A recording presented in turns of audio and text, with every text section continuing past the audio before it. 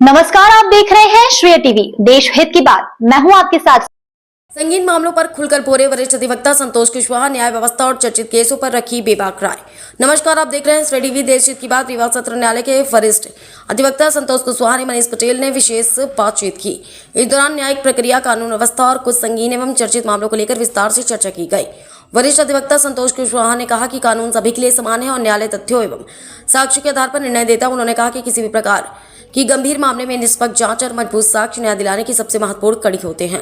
बातचीत के दौरान उन्होंने आम जनता को कानूनी अधिकारों के प्रति जागरूक रहने की सलाह दी और कहा कि न्याय पाने के लिए कानूनी प्रक्रिया पर विश्वास बनाए रखना आवश्यक है। साथ ही उन्होंने कहा कि समाज में कानून का सम्मान और जागरूकता ही अपराधों पर प्रभावी नियंत्रण का माध्यम बन सकती है। इसलिए इस चर्चा में कई महत्वपूर्ण कानूनी पहलुओं पर भी प्रकाश डाला गया, जिससे आम लोगों को न्यायिक व्यवस्था को समझने का अवसर मिला। संतोष कुशवाहा, वरिष्ठ अधिवक्ता, रीवा सत्र न्यायालय से श्रेय टीवी के संवाददाता शुभम तिवारी की खास मुलाकात एवं बातचीत। नमस्कार साथियों, इस वक्त आप देख रहे हैं श्रेय न्यूज टीवी। इस वक्त मैं बैठा हूं एडवोकेट संतोष कुशवाहा, वरिष्ठ एडवोकेट सत्र न्यायालय रीवा। इस समय सोशल मीडिया में बहुत ही ज्यादा वायरल है मनीष पटेल, यूट्यूबर, जिनका सब्सक्राइबर 10 लाख से ऊपर थे समथिंग। मुझे इतना नॉलेज नहीं है, उसके बावजूद भी 10 लाख की रख रहे होंगे। वकील साहब, सबसे पहले मेरे श्रेय न्यूज चैनल में आपका बहुत बहुत स्वागत है। धन्यवाद सर। ये मनीष पटेल के ऊपर थाना सिविल लाइन में किस धारा के तहत अपराध पंजीबद्ध हुआ है? 193 एक के तहत और 353 के तहत अपराध पंजीबद्ध है। ये धारा कौन सा होता है? 193 एक ए है जो एक किसी जाति, भाषा, धर्म पर किसी प्रकार की टिप्पणी करना, इलेक्ट्रॉनिक माध्यम से या किसी सोशल मीडिया के माध्यम से किसी को अपमानित करना और सौहार्द बिगाड़ने, सामाजिक सौहार्द बिगाड़ने का आरोप लगता है। और जो 353 है वो भी एक तरह से भ्रम फैलाना माने का आरोप है, किसी से गलत जानकारी प्रसारित करना, उसके संबंध में। इस अपराध में सजा कितनी है? दोनों धाराओं में 3-3 वर्ष की सजा का प्रावधान। क्या थाना से नोटिस छोड़ा जा सकता था? यदि 7 साल से कम सजा के प्रावधान में ऑर्डिनेंस इनका जजमेंट है, उसके तहत थाना से पुलिस चाहती तो इनको नोटिस पे छोड़ सकती थी। खैर गैर जमानती अपराध था, इसके बाद भी पुलिस यदि चाहती तो इनको छोड़ सकती थी थाने से। एक अफवाह और है कि क्या वो मनीष पटेल सिलेंडर किए हैं या तो पुलिस ने उन्हें धर पकड़ करके घेराबंदी करके पकड़ी है? नहीं, पुलिस तो घेराबंदी करके नहीं पकड़ी। घेराबंदी क्योंकि पुलिस तो कहीं फरार नहीं थे। डेली इनका न्यूज वीडियो वायरल हो रहा था, रोज इनके न्यूज अभी फरार में थे अपने दोस्तों के, तो फरार होने का मामला यादव का बारात थी अभी। हाँ, तो उसमें थे, तो ऐसा नहीं है और कहीं ऐसा नहीं था कि कहीं बाहर थे। तो उन्होंने, जहां तक मुझे जानकारी है, उन्होंने आप समर्पण न्यायालय के समक्ष किया था और प्रकरण के विचारण के लिए उन्होंने खुद आगे आया है। ये बताइए, पुलिस को हथकड़ी लगाने का अधिकार कब है? पुलिस को हथकड़ी लगाने का अधिकार बिल्कुल नहीं है। पुलिस को उन परिस्थितियों में हथकड़ी लगाने का अधिकार है जब किसी को पुलिस को जानकारी हो कि हमला कर सकता है या भाग सकता है या फरार हो सकता है या किसी तरह से क्षति पहुंचा सकता है। उन परिस्थितियों में पुलिस को हथकड़ी लगाने का अधिकार है, बता पुलिस को हथकड़ी लगाने का अधिकार नहीं है। तो वकील साहब, आपका कहना है कि हथकड़ी लगा के पुलिस ने गलत किया है? बिल्कुल गलत किया है। माननीय सुप्रीम कोर्ट का जजमेंट है 1980 का शंकर लाल के नाम से, उसमें स्पष्ट किया गया है कि मानव अधिकारों का धारा 21, संविधान के अनुच्छेद 21 का उल्लंघन है किसी के हाथ में हथकड़ी लगाना। इनकी जमानत कब तक हो सकती है? अब जमानत माननीय न्यायालय के विवेका पर है, उसमें हम टिप्पणी का कोई मामला न्यायालय पे है। सोशल मीडिया और न्यूज में बहुत सारे जगह बताए जा रहे थे चोरी लूट के आरोपी में भी ये पहले वारंटी थे। चोरी और लूट के संबंध में मुझे जानकारी नहीं है, अफवाहें जरूर है, लेकिन इसके संबंध में मुझे जानकारी नहीं है, क्योंकि बड़े मामले हैं। आप कहीं ना कहीं पक्ष तो नहीं ले रहे हैं? अगर आपको इतना पता है तो फिर नहीं, ऐसा कुछ भी नहीं, हम पक्ष विपक्ष की बात नहीं है यहाँ पे। देखिए, हम को इसके न्यूज में अभी तक न था और न मैं उनके व्यक्तिगत रूप से नहीं मिला। जिस दिन न्यायालय में सिलेंडर है तो उस दिन मैंने 2 मिनट के लिए उनसे मिला था। जैसे मुझे जानकारी हुई कि मनीष न्यायालय में आए हुए हैं तो मैं गया था न्यायालय में। अच्छा, ये बताइए, मनीष जब हथकड़ी लगी थी, पुलिस वाले थे, तो मनीष से आप मिले हैं?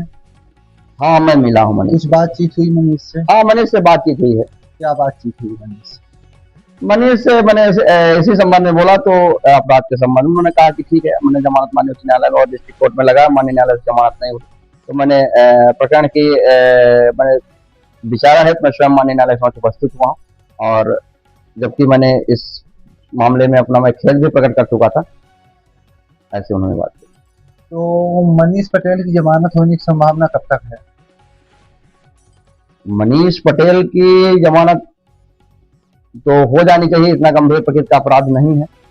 अब क्यों गंभीर प्रकृति का अपराध नहीं? वकील साहब, किसी जांच में टिप्पणी करना क्यों नहीं है? देखिए, और ये पहली बार नहीं है, दूसरी बार है।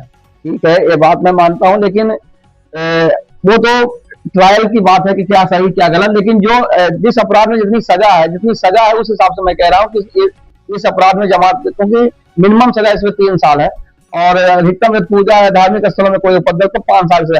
तो जिस तरह के इस छोटी सजा के केस है, उस स्थिति में इसको लंबे टाइम तक जेल में रखा जाना उचित नहीं है। तो अगर आपको मिलता है ये केस, तो आप मैक्सिमम ज्यादा से ज्यादा कब तक जमानत आप करा सकते हैं?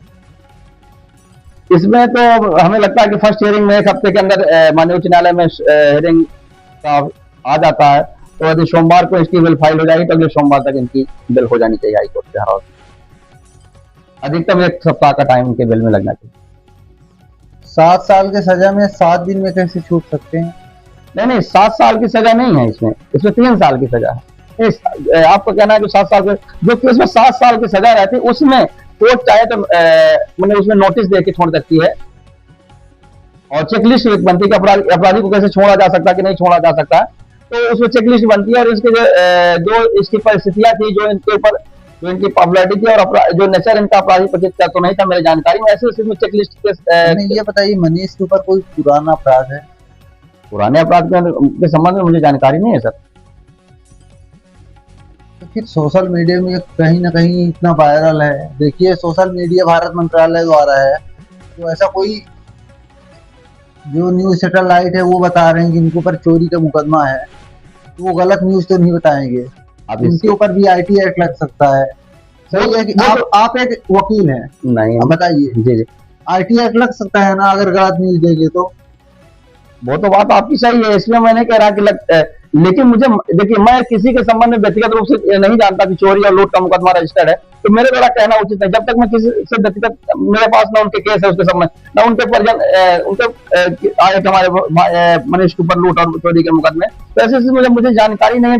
उसके केस है मेरे को, मैं कैसे स्वीकार कर लूँ? अगर पुरानी फाइल उनकी क्रिमिनल रिकॉर्ड होगी तो फिर कैसे 7 दिन में जमानत होगी, ये बताइए आप। देखिए, उस जो परिस्थितियां क्रिमिनल हिस्ट्री होगी उसमें कोर्ट विचार करती है, लेकिन इस वो पुरानी हिस्ट्री है जरूर, लेकिन जो वर्तमान अपराध है, छोटा प्रकृति का अपराध, इस पर विचार कर सकती है कोर्ट। आप बार छोटा बोल रहे हैं। नहीं, छोटा बोलने का मतलब मेरा ये नहीं है।